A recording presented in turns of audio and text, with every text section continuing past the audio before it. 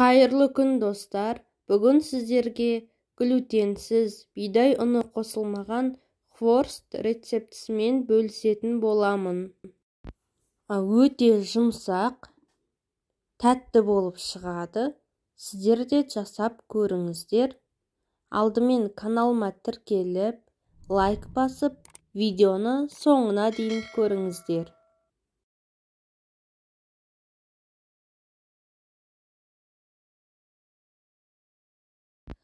Ыдысымызға су құямыз, үстінен псилиумды салып, жақсылап араластырып, 10 минутқа қойып қоямыз.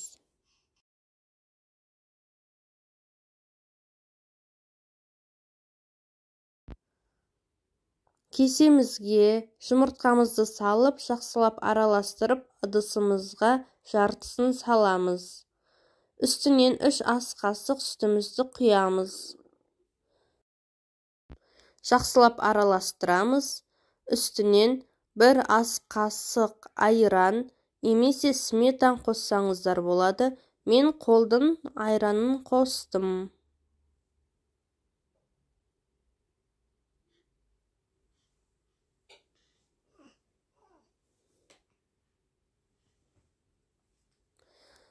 Зәйтүн майын 1 ас қасық құямыз.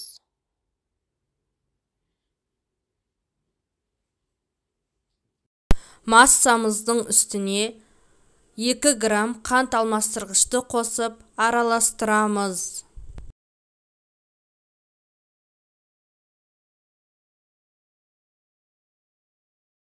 Он минутқа қойып қойған псилиумымызды салып, іртік болмай, бір тегіс болғанша араластырып аламыз.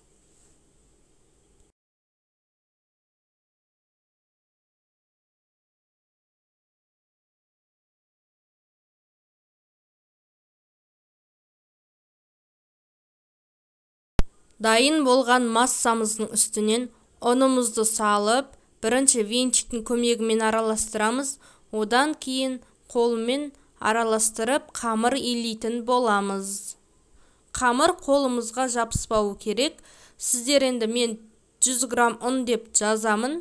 Сіздерді ұндарыңыз жабысып жатса, шамалы ұн қосуларыңыз мүмкін.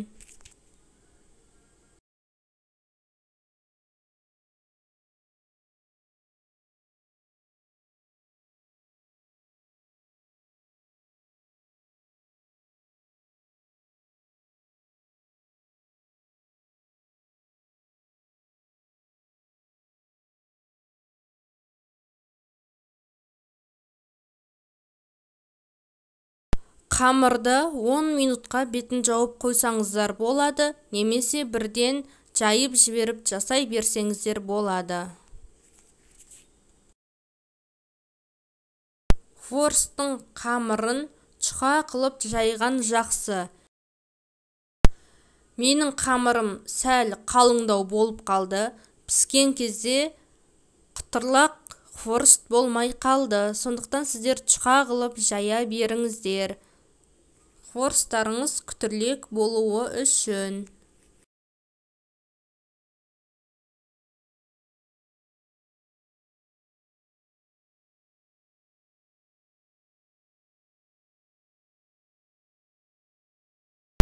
Дайын болған қамырымызды, қызып тұрған майымызды 2 жағын ауыстырып, қызарғанша пісіріп аламыз.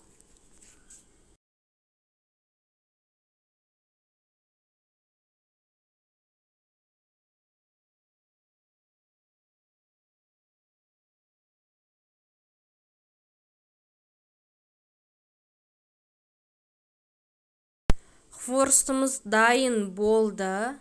Өте тәтті. Шамалы қалың қып жайғаннан қытырлақ болмай қалды. Бірақ сіздер чұқа қып жайсаңыздар, бұдан да қытырлақ болып, әдемі болып шығады. Міндетті түрде жасап көріңіздер.